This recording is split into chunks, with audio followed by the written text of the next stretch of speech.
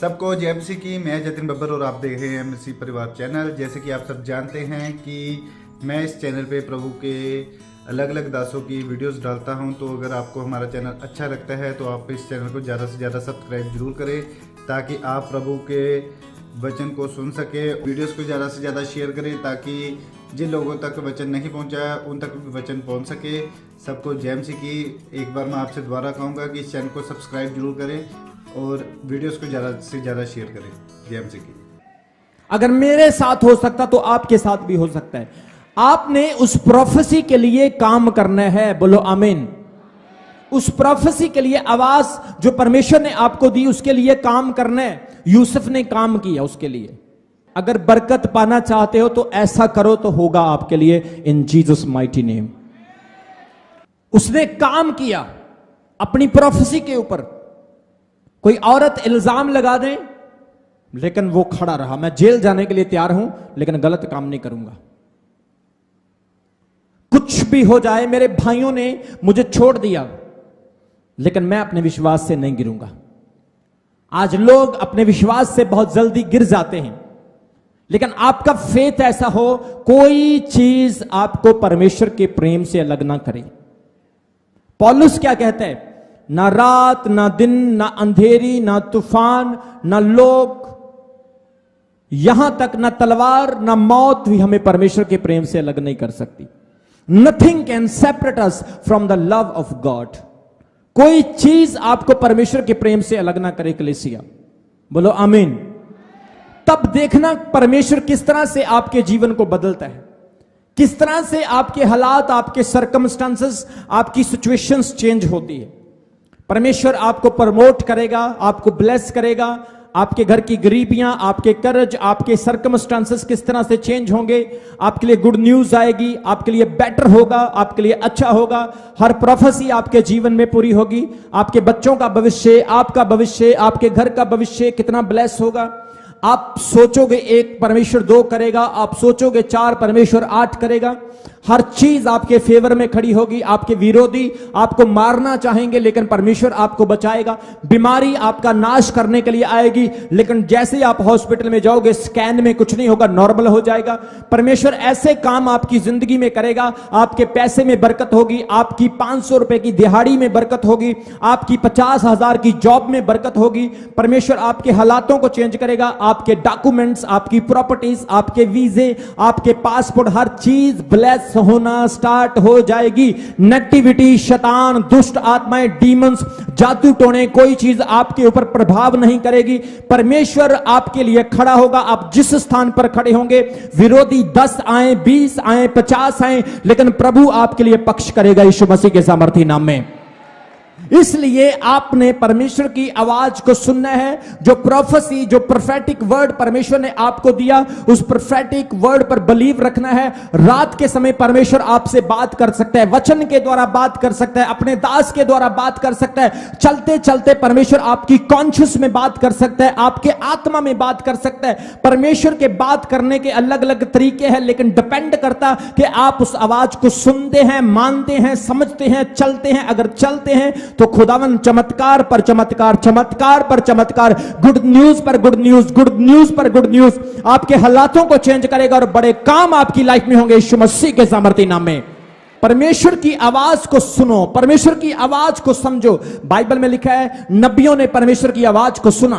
परमेश्वर ने मूसा से कहा, मूसा, उसने उसकी आवाज को सुना। अब्राहम ने परमेश्वर की आवाज को सुना। एलिया ने, अलीशा ने, नेहम्या ने, जकरिया ने, अजरिया ने, एस्तर ने, परमेश्वर ने अपने दासों के द्वारा, वचन के द्वारा, अपने लोगों के द्वारा, जानवरों के द्वारा परमेश्वर ने लोगों को इंस्ट्रक्ट किया, उनसे बात की। आज परमेश्वर आपसे बात करता है। एक बहन के लिए, एक भाई के लिए, एक बच्चे के लिए, एक बुजुर्ग के लिए, एक विदेशी के लिए, एक इंडियन के लिए, हर तरह की जाति के व्यक्ति के लिए परमेश्वर की आवाज है। परमेश्वर का पर्पस है, प्रभु की योजना है। परमेश्वर के सर्कमस्टांसेस अलग हैं, आपके सर्कमस्टांसेस अलग हैं, लेकिन विश्वास करने वाले और उसकी आवाज सुनने वाले अपने जीवन को बदलता हुआ देखते हैं यीशु मसीह के सामर्थी नाम में। इसलिए ऑलवेज रिमेंबर, परमेश्वर की आवाज को कभी इग्नोर ना करें। जिन लोगों ने परमेश्वर की आवाज को इग्नोर किया वो लोग आज भी वहीं पर हैं। रिक्शा चलाते थे वही चला रहे हैं, दिहाड़ी करते थे वही कर रहे हैं। लेकिन मैं चाहता हूं आप सेम ना रहें, आपकी स्थिति बदले। आप लोग एम्प्लॉय से मैनेजर बने, मैनेजर से इंजीनियर बने, इंजीनियर से बिल्डर बने, बिल्डर से आप आर्किटेक्टर बने, ऊपर से ऊपर जाएं, ऊपर से ऊपर जाएं। डेमोन्स्ट्रेशंस, आपकी डायमेंशंस परमेश्वर चेंज करे। कितने लोग चाहते हैं बदलना? कितने लोग चाहते हैं अपने घर को ब्लेस करना? परमेश्वर का आत्मा करे 2022 आपके चेंज का साल होगा, आपके बदलाव का साल होगा, आपकी ब्लेसिंग का साल होगा, आपके मिरेकल का साल होगा, आपके फाइनेंसेस, आपकी जॉब, आपके पारिवारिक शांति का साल होगा, आपकी मैरिज की रेस्टोरेशन का साल होगा, आपके परिवार की रेस्टोरेशन का साल होगा यीशु मसीह के सामर्थी नाम में। बोलो आमीन। इसलिए परमेश्वर की आवाज को कभी इग्नोर ना करें। एक वचन मेरे साथ पढ़ो, यूहन्ना की अंजील। Let's read from the word of God, 10 अध्याय उसके 27 वचन में। John chapter 10 verse 27।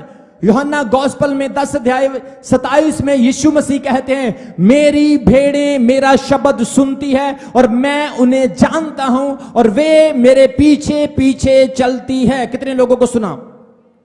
कितने लोग विश्वास करते कि आप प्रभु यीशु की भेड़ें हैं? भेड़ का काम होता है दूध देना, ऊन देना। भेड़ का काम होता है और भेड़ों को आगे जन्म देना। परमेश्वर चाहता है आप जन्म देने वाले हो, बोलो आमीन। आप प्रोड्यूस करने वाले हो, बोलो आमीन। आप आगे और लोगों को बचाने वाले हो, बोलो आमीन। आप और लोगों को और आशीषों को जन्म देने वाले हो, बोलो आमीन। आपकी इनकम सेम ना हो, बोलो आमीन। आपकी लाइफ सेम ना हो, बोलो आमीन। इसलिए वो भेड़ जो परमेश्वर की आवाज को सुनती है, परमेश्वर उनको ब्लेस करता है। क्या लिखा यहां पर 10:27 में? प्रभु कहता है, मेरी भेड़ें मेरी आवाज को सुनती है। किसके शब्द को सुनती है? अपने मालिक के। बोलो, किसके शब्द को सुनती है? जोर से बोलो, अपने मालिक के। आपने कोई और शब्द नहीं, सिर्फ अपने मालिक का शब्द सुनना है। और शब्द भी आपके कानों में आ सकते हैं। आप सुबह से लेकर शाम तक कितनी आवाजें सुनते हैं? टीवी की, रेडियो की, गीतों की, गालियों की, लड़ाइयों की, खतरनाक चीजों की, भयानक चीजों की आवाजें आप सुबह से लेकर शाम तक सुनते हैं। लेकिन आप याद रखें, शैतान भी आपको आवाज दे सकता है, लेकिन आपने अपने मालिक की आवाज को सुनना है। बोलो आमीन। क्या लिखा यहां पर? मेरी भेड़ें मेरी आवाज को सुनती है। माई शीप हियर माई वॉइस।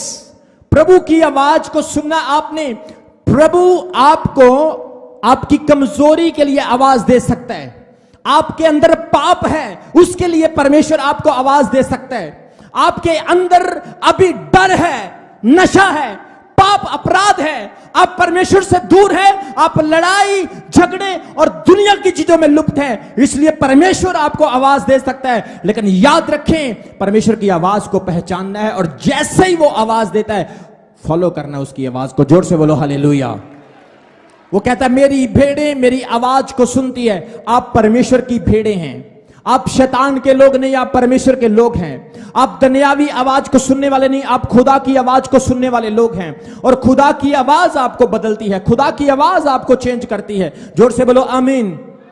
परमेश्वर ने मूसा को आवाज दी, मिस्रियों के हाथों से उसने इस्राएलियों को छुड़ा लिया। परमेश्वर ने अपने दास और दासियों को आवाज दी, हालातों को बदल दिया। आज आप प्रभु की भेड़ हैं, आपने प्रभु की आवाज को सुनना है। वो कहता है, मेरी भेड़ें मेरी आवाज को सुनती है। कितनी भी आवाजें आपके कानों में आए, लेकिन आपको प्रभु की आवाज की पहचान होनी चाहिए। अगर आप ज्यादा आवाजों को सुनते हैं तो अपने शेपर्ड की, अपने चरवाहे की आवाज को पहचानना है। जोर से बोलो आमीन। यीशु मसीह ने क्या कहा? बहुत सारे मसीह खड़े हो जाएंगे, लेकिन आपको पता होना चाहिए मेरा मसीहा कौन है। मैं उसकी भेड़ हूं और मैं उसकी आवाज को जानती हूं, मैं उसकी आवाज को समझती हूं। परमेश्वर की आवाज को पहचानना है। आज बहुत सारे लोग परमेश्वर की आवाज को नहीं पहचान पाते। आजकल तो इतनी आवाजें हैं कि लोग सुन सुन के कंफ्यूज हो चुके हैं। अगर आप 10 पास्टर के पास जाएंगे, 20 पास्टर के पास जाएंगे, तो आप अलग अलग आवाज को सुनेंगे। अगर आप 50 पास्टरों के प्रचार को सुनोगे तो आप कंफ्यूज हो जाएंगे, किसकी मानूं और किसकी ना मानूं। आप 40 डॉक्टरों के पास चले जाओगे, सेम बीमारी, वो आपको ये ट्रीटमेंट कहेगा, वो ये ट्रीटमेंट कहेगा, वो आपको ये सॉल्यूशन बताएगा, वो आपको वो सॉल्यूशन बताएगा। मैं आपको बताना चाहता हूं, आज के टाइम में डॉक्टर्स भी लोगों को मिसगाइड कर सकते हैं। पिछले दिनों में एक बहन ने स्कैन कराया, उसके स्कैन में पथरी थी, दूसरे डॉक्टर से स्कैन कराया, पथरी है नहीं, ट्यूमर था, स्कैन कराया, बहुत बड़ी रसौली थी, दूसरे से करवाया, नहीं थी। आप जितनी आवाजों को सुनेंगे वो आवाजें आपको कंफ्यूज करेगी। आज बहुत सारे लोग इसलिए कंफ्यूज हैं, उनको पता नहीं चलता मैं क्या करूं क्या ना करूं, किस चर्च में जाऊं, किस पास्टर के साथ जुड़ूं, क्योंकि वो सुबह से लेकर शाम तक पता नहीं कितने लोगों को सुनते रहते और कंफ्यूज हो चुके हैं। लेकिन आपको प्रभु की आवाज का पता होना चाहिए कि कौन सी आवाज परमेश्वर की है, कौन सी आवाज सही है जो मेरे और मेरे जीवन और मेरे परिवार और मेरी स्पिरिचुअल लाइफ के लिए बेनिफिशियल हो सकती है। किस तरह से आप परमेश्वर की आवाज को समझ सकते हैं? आइए मेरे साथ पढ़ो सैमुएल की किताब, मेरे साथ इस वचन को निकालो कोई जन। पहला सैमुएल, उसके 3 अध्याय, उसके 4 से लेकर 9 वचन तक हम पढ़ेंगे। क्या लिखा है? पहला सैमुएल 3 से पढ़ेंगे, 3 अध्याय उसके 4 वचन से। तब यहोवा ने सैमुएल को पुकारा और उसने कहा, क्या आज्ञा है? बाइबल कहती है हन्ना नाम की एक औरत थी, उसके पास कोई औलाद नहीं थी और वो परमेश्वर की हजूरी में जाकर रो रो के प्रार्थना करती है और परमेश्वर उसको एक बेटे की प्रोफेसी, एक बेटे की आशीष देता है और जिसका नाम वो सैमुएल रखती है। उसने वादा किया था परमेश्वर के साथ कि ये बच्चा जब तू मुझे दे देगा मैं अपने पास नहीं रखूंगी, ये बच्चा मैं तुझे तेरे काम के लिए, तेरी सेवा के लिए दे दूंगी। और वचन कहता है सैमुएल बड़ा होकर एक बहुत बड़ा नबी बना, लेकिन नबी बनने से पहले उसे परमेश्वर की रात के समय आवाज आती है। सैमुएल चर्च में परमेश्वर के घर में सेवा करता था, बाइबल कहती है परमेश्वर के घर में सेवा करता था और जैसे ही वो सेवा कर रहा था तो रात के समय उसे प्रभु की आवाज आती है, प्रभु उसे पुकारता है और कहता है हे सैमुएल। अब सैमुएल छोटा बच्चा है, 10 साल का बच्चा, आप सोच सकते हैं कितना अनुभवी होगा। वो बच्चा उठता है, उठ के जाकर के पास्टर के पास, उस एली के पास खड़ा हो जाता है और उसे हिला के कहता है स्वामी जी क्या आपने मुझे बुलाया? एली ने कहा मैंने तुझे नहीं बुलाया। वो फिर चला गया, दूसरी बात फिर यहोवा ने उसको आवाज दी सैमुएल।